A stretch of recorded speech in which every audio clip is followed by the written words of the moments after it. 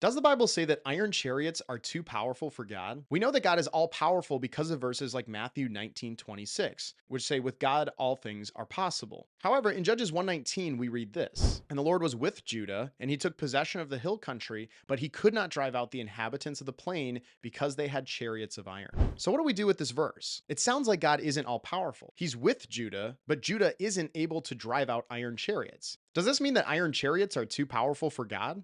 Of course not. The Bible is unbelievably clear that God is all powerful. In Genesis, we read God creates the entire universe. In Exodus, God parts the Red Sea. In John, Jesus raises Lazarus from the dead. Romans talks about God's eternal power. Matthew says, with God, all things are possible. And just in case it wasn't clear enough already, in Judges chapter 4, just 3 chapters after Judges 1, God defeats an army of iron chariots. So clearly, God's power is not in question here. Obviously, God is powerful enough to take out iron chariots. So the real question is, if God was with Judah, and if God is powerful enough to destroy iron chariots, why wasn't Judah able to drive out the iron chariots? To answer that, we first need to understand something about God's relationship with Israel. God makes a covenant with Israel saying he will make them into a great nation and he won't leave them. However, God also tells Israel that if they disobey him, there will be consequences.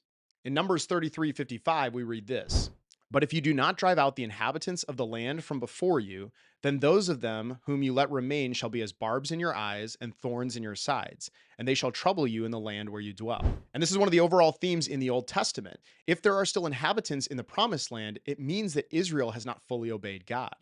In light of this, Judges 119 isn't a contradiction, it's actually a foreshadowing or a hint of what is happening with the Israelite people. We see this when we read the whole chapter of Judges 1 and even into Judges chapter 2. The problem is, if you just look at one verse, you don't get to see this context. In the first half of Judges 1, God is with Israel and they're winning these epic battles and things are going great. However, the turning point is in Judges 119, where God is with Judah and yet Judah still isn't able to drive out these iron chariots. Then in the second half of Judges, we see that Israel further and further starts to disobey God. Judges 121, but the people of Benjamin did not drive out the Jebusites. Verse 27, Manasseh did not drive out the inhabitants. 28, when Israel grew strong, they put the Canaanites to forced labor, but did not drive them out completely. 29, Ephraim did not drive out the Canaanites. 30, Zebulun did not drive out the inhabitants. 31, Asher did not drive out the inhabitants. So now we're seeing in the second half of Judges chapter 1, Israel's tribes are removing some of the people in the land, but not all of them. And this is clearly in disobedience to what God told Israel in Numbers 33:55, where he said, you must remove everybody from the land. And this all leads up to the beginning of Judges chapter 2. And now God is going to confront Israel about their disobedience. Now the angel of the Lord went up from Gilgal to Bochim, and he said, I brought you up from Egypt and brought you into the land that I swore to give to your fathers. I said, I will never break my covenant with you, and you shall make no covenant with the inhabitants of this land. You shall break down their altars. But you have not obeyed my voice. What is this you have done? So now I say, I will not drive them out before you, but they shall become thorns in your sides, and their gods shall be a snare to you. So what we read in Judges chapter 2 is exactly what God told the Israelite people back in Numbers 33:55, where he said, if you do not drive out the people of the land fully, there will be consequences.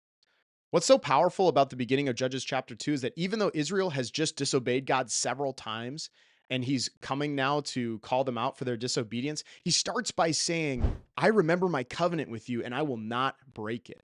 However, because you have disobeyed me, there will be consequences, and I will allow these people and their gods to be a thorn in your side. Once again, we see this. When Israel does not fully remove the people from their lands, it is a sign of their disobedience. So once we understand the context of what is happening in Judges 119, we learn that this is not a limitation of God's power. In fact, the whole point is that, of course, God could destroy these iron chariots. So if he chose not to, it must mean that something else is wrong. And of course, the answer to what is wrong is answered in the second half of Judges, where we see that Israel is slowly starting to disobey God more and more. Judges 119 is not a contradiction of God's power. Rather, it is telling the story of Israel disobeying God and falling into sin. Once again, the Bible is consistent about God's power, and these verses are all telling one unified story. I hope this video was helpful to you. God bless, and I will see you in the next video.